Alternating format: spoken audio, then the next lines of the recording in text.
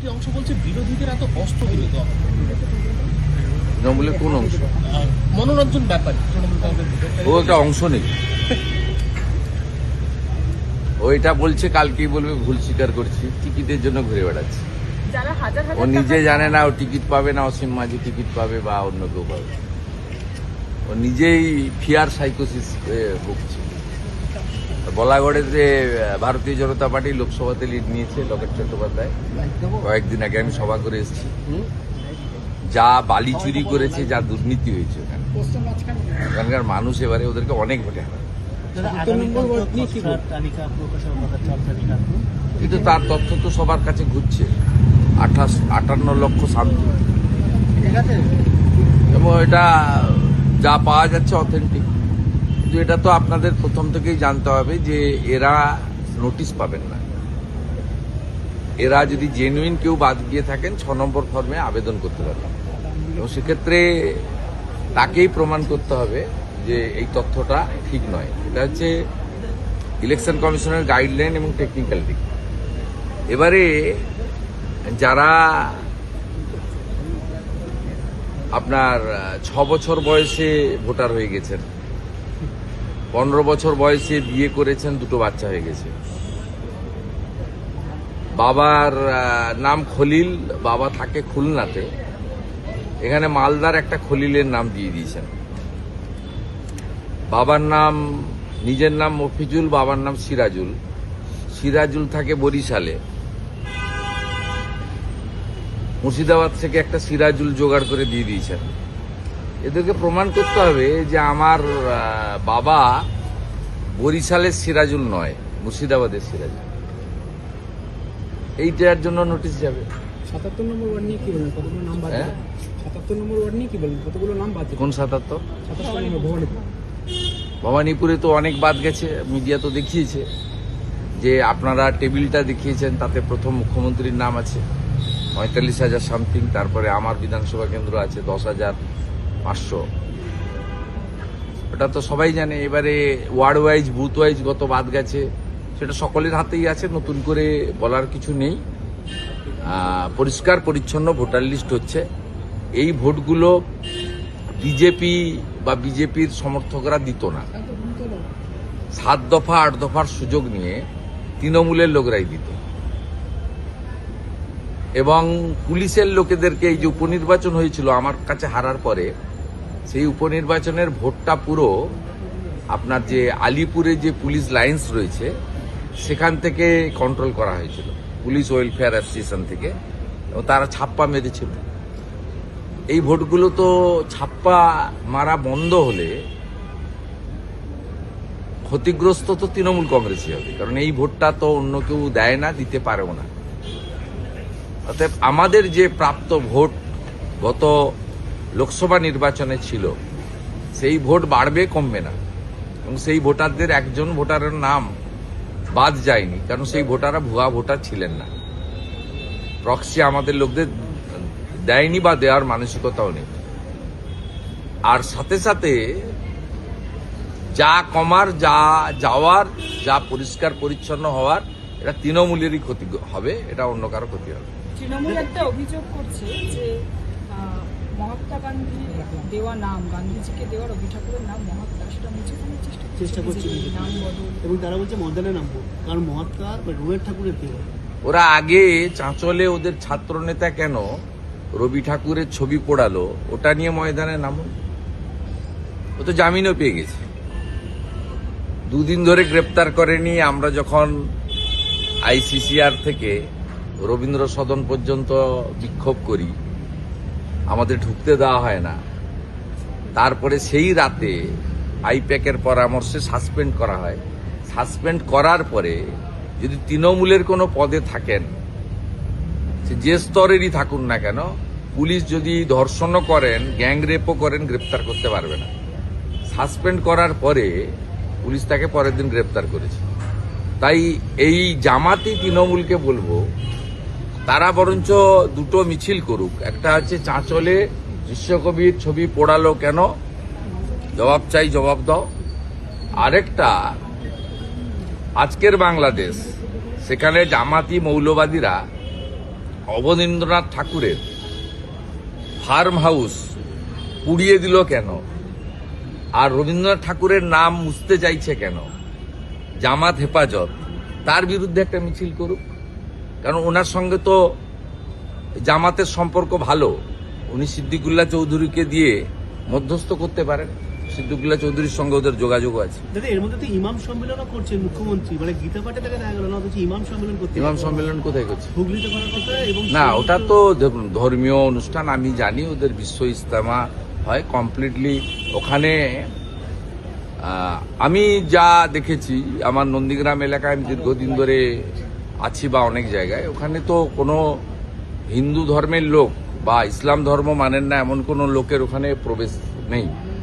যদি মমতা ব্যানার্জি যেটা আপনি বলছেন সত্যিকারে যান, তাহলে এটা একটা ব্যতিক্রমী হবে এবং ওনাদের বিশ্ব ইজতেমার যে আমি জানি যেটুকু ধর্মীয় অনুশাসন আছে তার পরিপন্থী হবে। এটা আপনার মুখ থেকে শুনেই বলছি। আমার মনে হয় এটাতে ওরা আমন্ত্রণও করবে না, ওনার যাওয়ার সুযোগও নেই।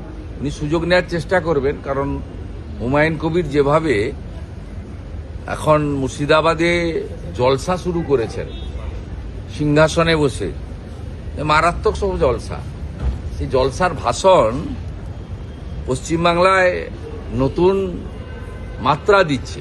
হুমায়ুন কবির বলছেন, গত দুটো জলসার ভিডিও আমার কাছে এসেছে, তিনি বলছেন যে গঙ্গাসাগর মেলায় এত টাকা খরচ হবে কেন। তিনি বলছেন 1,10,000 টাকা পুজো কমিটিকে দেওয়া হবে কেন। তিনি বলছেন ধর্মীয় আলোচনাতে, জলসাতে তিনি বলছেন যে আমাদের ট্যাক্সের টাকায়, যেখানে মুসলমানদেরও অধিকার রয়েছে, অংশ আছে, জগন্নাথ মন্দির করবেন কেন। তিনি বলছেন 1200 কোটি টাকার সম্পত্তি স্বাস্থ্য ভবন হওয়ার কথা নিউ টাউনে দুর্গাঙ্গনের জন্য দেওয়া হবে কেন। সেই জন্য তিনি বলছেন 90টা আসন থেকে মুসলমানকে জেতাতে হবে, যাতে মুসলিমরা আগামী 5 বছর যে সরকার হবে তাকে নিয়ন্ত্রণ করতে পারে। এ এক বিপজ্জনক ট্রেন্ড, বিপজ্জনক ভাষা। এরকম কোন রাজনৈতিক ব্যক্তিত্ব, এমনকি কোনো ধর্মীয় নেতাও, গীতা পাঠের দিন অনেক জাতীয় স্তরের সন্তরা এসেছিলেন, কুরুক্ষেত্রের জ্ঞানানন্দ মহারাজ থেকে, বাগেশ্বর ধাম থেকে অনেকেই এসেছিলেন, সাধ্বী রীতাম্বরা থেকে। তারা হিন্দু ধর্ম এবং গীতা নিয়েই বলেছেন, তারা অন্য ধর্মের বিষয়ে কোনো কথা বলেননি। এটা উচিত নয়। স্বামী বিবেকানন্দের মাটি সবসময় শেখায় নিজ ধর্মে আস্থা, অপর ধর্মে শ্রদ্ধা। কিন্তু হুমায়ুন কবির যে কথাবার্তা ধর্মীয় জলসায় গিয়ে বলছে, এ এক বিপজ্জনক ট্রেন্ড। এটা মমতা বন্দ্যোপাধ্যায় জন্যই হয়তো কার্যত হচ্ছে। আমরা তো খুব পরিষ্কার, আমি অন্তত গত কয়েকদিন এই আপনার বেলডাঙ্গার ওনাদের 6 তারিখের অনুষ্ঠানের পরে আমি বলেছি, পশ্চিমবাংলার মানুষকে ঠিক করতে হবে, যিনি আরব সংস্কৃতি এবং হানাদার ছিলেন, বলাৎকারী ছিলেন, ধর্ষণকারী, লুট করতে এসেছিলেন, সেই আরব সংস্কৃতির মোগল পাঠানদের নাম এখানে থাকবে কি থাকবে না। আগামী বিধানসভা নির্বাচনে যদি মমতা ব্যানার্জি জেতে, তাহলে বিনা অনুমতিতে তিনি শিলান্যাস করিয়েছেন পুলিশ প্রোটেকশন দিয়ে। তিনি বাবরের নামে ধর্মীয় প্রতিষ্ঠানটা কার্যত, তিনি যদি ক্ষমতায় আসেন, মানে উনি তো এখন আছেন, তাহলে কিন্তু উনি বাধা দেবেন না, বাধা দেওয়ার ক্ষমতা ওনার নেই। আর হুমায়ুন কবিররা যদি 90টা আসন নিয়ে আসে, তাহলে বাবরের নাম একটা জায়গায় লেখা হবে না, প্রত্যেকটা জায়গায় কিন্তু আকবর, শাহজাহান, ঔরঙ্গজেব, হুমায়ুন এবং বাবরের নাম লেখা হবে। আর ভারতীয় জনতা পার্টিকে যদি আপনারা আনেন, তাহলে ধর্মীয় প্রতিষ্ঠানে আমরা বাধা দেব না, কিন্তু বাবরের সাথে সাথে তার বাবা ঠাকুরদা কারোর নাম লিখতে দেব না। মানুষকে ঠিক করতে হবে। সুজিত বোসের টিকিট সেলের ছবি ভাইরাল, লোকে হাজার হাজার টাকা দিয়ে টিকিট কেটেছে, আর উনি তার অনুগামীদের ফ্রিতে টিকিট দিচ্ছে। আজকে যারা টিকিট কেটেছিল, যারা ক্ষোভ প্রকাশ করেছে, তাদের জেল হেফাজত হলো 22 তারিখ পর্যন্ত।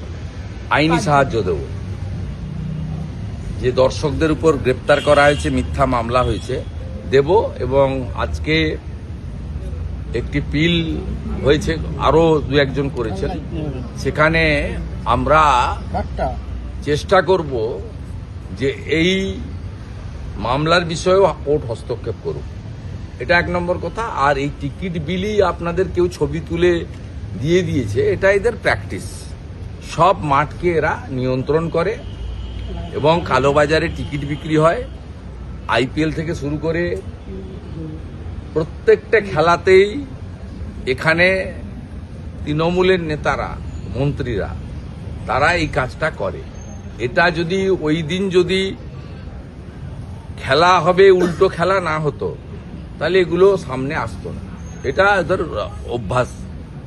অভ্যাসে পরিণত হয়েছে। আদৌ কি তদন্ত কমিটি স্বচ্ছভাবে কাজ করবে? না, ওই তো পাড়ার কমিটি, যাদেরকে দিয়ে করেছে করবে না, তো মমতার পাড়ার কমিটি, শুধুমাত্র আয়োজক ওর পাড়ার লোকরা, ওদের সঙ্গে চপ খায়, সিঙ্গাড়া খায়, ওদেরকে দিয়ে কমিটি করেছে। শুধুমাত্র আয়োজক সংস্থাগুলোকেই নোটিশ পাঠানো হচ্ছে, মানে মাঠে যিনি ছিলেন অরূপ বিশ্বাস বা অন্যান্য পুলিশকে হস্তক্ষেপ করতেই দেব না। তার জন্য আইনি যে ব্যবস্থা নেওয়ার দরকার, পুলিশ তো দায়ী। প্রথম দায়ী মমতা বন্দ্যোপাধ্যায়, মুখ্যমন্ত্রী।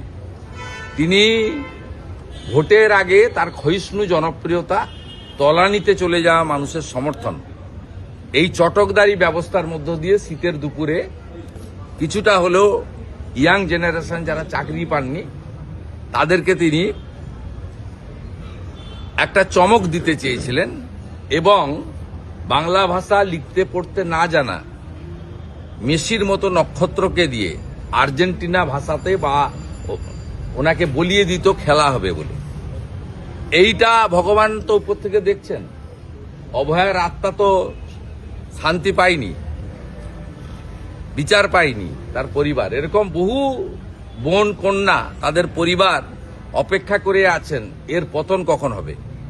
স্বাভাবিকভাবে ভগবানের মার হয়েছে, তাই এই প্রচারটা করতে পারেননি। এর ফলে প্রথম দায়ী হচ্ছে মুখ্যমন্ত্রী, দ্বিতীয় দায়ী হচ্ছেন অরূপ বিশ্বাস এবং সুজিত বোস।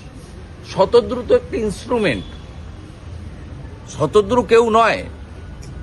সারদা তৈরি হয়েছিল সিপিএম এর আমলে, তারপরে সারদা মূল ব্যবসাটা করেছে কিন্তু 2011 সালে মমতা ব্যানার্জি আসার পরে। এবারে সুদীপ্ত সেন ছিল ইনস্ট্রুমেন্ট, মমতা ব্যানার্জি ছিল মেন বেনিফিশিয়ারি। ঠিক একইভাবে সন্দীপ ঘোষ এবং বিনীত গোয়েলরা মূল দায়ী আরজি করের ঘটনায়, সেখানে সঞ্জয় ছিল একটা ইনস্ট্রুমেন্ট। এখানেও শতদ্রুকে একটা সিম্বল করা হয়েছে, স্কেপগোট, বলির পাঠা। উনি যুক্ত, কিন্তু ওনার ঘাড়ে বন্দুক রেখেই ওনারা ফায়ারটা করেছেন। আর শতদ্রুর সঙ্গে মুখ্যমন্ত্রী সহ সকলের ছবি আছে, একাধিক ছবি আছে, একাধিক ইভেন্টে মুখ্যমন্ত্রী এবং অন্যান্য প্রভাবশালী মন্ত্রী ইনক্লুডিং সৌরভ গাঙ্গুলি একাধিক জায়গায় শতদ্রুর সঙ্গে ছবি আছে। আমার কাছে আছে, কত ছবি নেবেন আপনাদের স্বার্থে আমি একটা পোস্ট করে দিচ্ছি, আপনারা 9টার সময় আমার এক্সট্রা দেখে নেন, আমি পোস্ট করে দিচ্ছি, আমার কাছে গ্যালারি আছে আপনাদের স্বার্থে। তাহলে পরিষ্কার হয়ে যাবে যে শতদ্রুর মতো একটা জীব, তিনি কি করে এত দম দেখিয়ে এসব করলেন এখানে কলকাতাতে, যেটা হায়দ্রাবাদে হলো না, মুম্বাইতে হলো না, দিল্লিতেও হচ্ছে না। তার মাথায় তো হাত ছিল। পার্থর মাথায় যদি ঠিক লোকের হাত না থাকতো, তাহলে পার্থ তো এইভাবে অর্পিতাদের মতো অসংখ্য বান্ধবী তৈরি করতে পারতো না।